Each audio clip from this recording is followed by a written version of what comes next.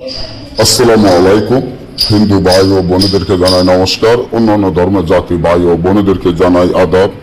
আমি তান্ত্রিক বড়ুয়া। আজকে প্রেমিকা পাগল হবে আপনার জন্য এমন একটি নকশা নিয়ে উপস্থিত হয়ে গেলাম আপনাদের মাধ্যমে।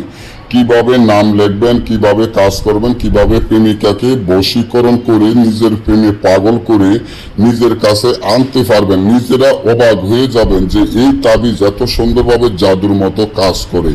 আমি নিজে অবাক হয়ে গেছি, যতবার তাবিজটি দিয়ে কাজ করেছি ততবারও দেখছি প্রেমিকা পাগল হয়ে আপনার কাছে ছুটে আসবে। এটা 100% গ্যারান্টি।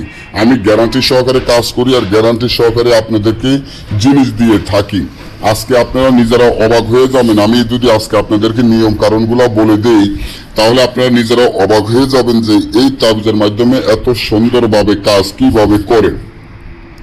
যাদের প্রেমিক বা প্রেমিকা আছে, যাদের প্রেমিক বা প্রেমিকাকে প্রেমে পাগল করবেন, অর্থাৎ হলো আপনি যে মেয়েটিকে ভালোবাসেন, যে মেয়েটিকে আপনার প্রেমে পাগল করতে চান, সে যদি আপনাকে ভালো না বাসে বা আপনাকে পাত্তা না দেয়, আপনি সোজা কথা তাকে এমনভাবে পাগল হবে সে নিজে, আপনি নিজে অবাক হয়ে যাবেন যে এই মেয়েটি আপনার জন্য এত সুন্দরভাবে পাগল হয়ে গেছে।